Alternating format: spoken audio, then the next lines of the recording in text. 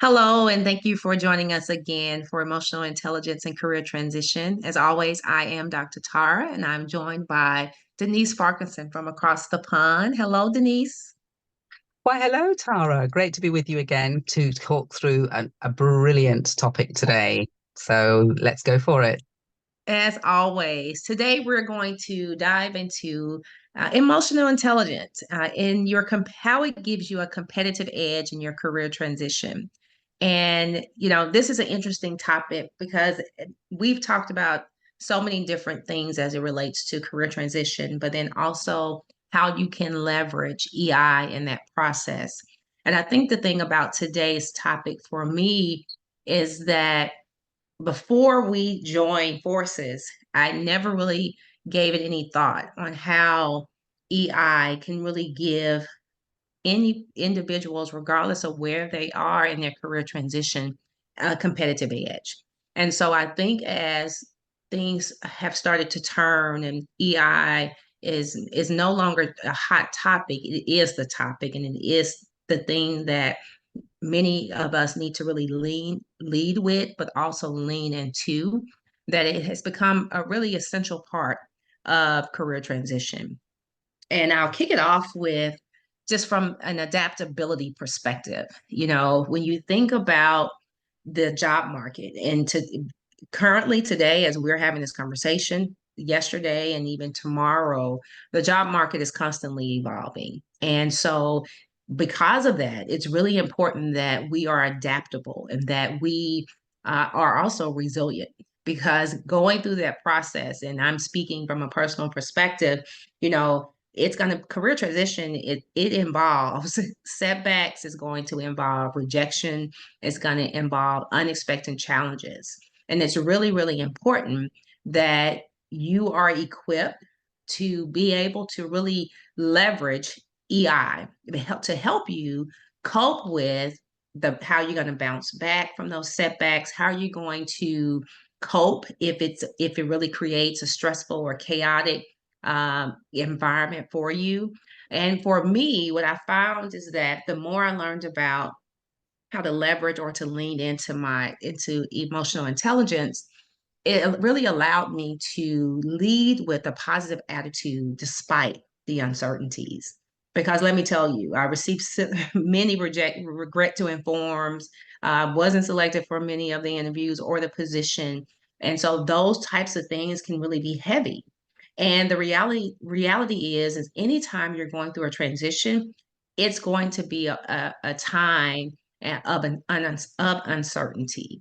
And so, despite those things, being able to lead with a positive attitude is really important, but it also speaks to being able to recognize how agile you are and how you really don't know that until you're in the midst of those challenges or those setbacks. So I definitely would say emotional intelligence gives you an edge in career transition because it helps you to be more adaptable and you become more resilient in that process.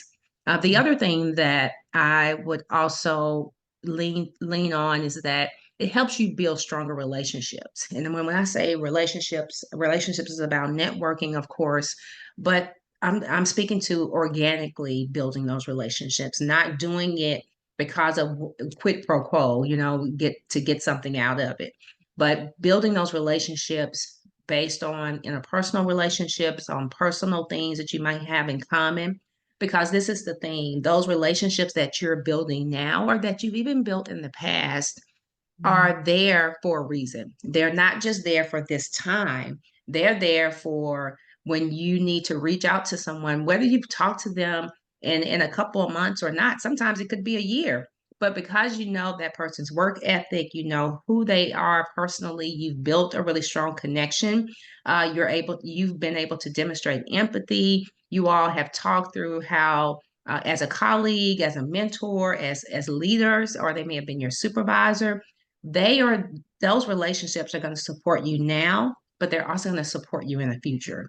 So building those relationships is really important as you think about, how EI really gives you that competitive edge in your career transition. And then the last thing I would say that's really important is Communication is a part of everything that we do. So whether it's networking, whether it's interviewing, whether it's negotiating, having the ability to convey your thoughts is really important. And this really came out more for myself when I did an assessment of myself, but also as I was assessing my clients, is that we show up with the skills and the experience that's needed for the role. But many times the miss is how we convey our thoughts, our ideas, our past experiences. And that's what really sets you apart from other candidates. So being able to communicate effectively during career transition, during those interviews, whether that's on the phone call with a recruiter, with the hiring manager, whether that's via Zoom, whether that's face to face, being able to tailor your communication because you have a high EI, I would say you're able to kind of leverage. But even if you don't, having the ability to start to understand how you're showing up and what skills from an EI perspective that you may need to have or lean in with during that conversation is really important. And over time, you'll find that you will have more meaningful communication and connections and interactions with individuals because you understand where they're coming from an EI perspective, but also what you're bringing to the table. So I know I said a lot, Denise, but definitely would like to get your perspective on the topic. Oh no, it's absolutely lots of gems there, especially around the adaptability side of things there, Tara. Thank you. And I'm going to pick on one of the things that you said actually about being agile with your adaptability. And I'm going to use that same word because you also need to be agile around your self-awareness, because that's going to be giving you that competitive edge during that time of your transition. So having that agility for your self awareness when you're making decisions. And what I mean by that is, are you self aware of the decision making that you're taking part in your mind, in the things that you say, how you engage with others? Because there's going to be, during your career transition, a number of decisions that need to be made. And some of them are going to have to be real quick and sharp. And are you aware of how quick and sharp they're going to be? Or how are you aware and are you monitoring that awareness of how quickly you might jump to a conclusion and or decision? And also, are you self-aware about once you've made the decision, do you stick to that decision? And sticking to it, I mean, now we're getting into a whole area of risk and managing risk and all that kind of thing around your career. But it's so crucial to just consider some of those things. And then you've got to be agile in how you think about your self-awareness and how you behave.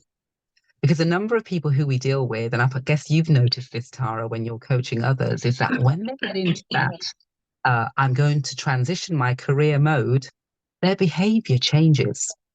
And it changes in an adverse way, but it also can be in a very positive way. Yes. Whichever way it goes, are you aware of how you behave?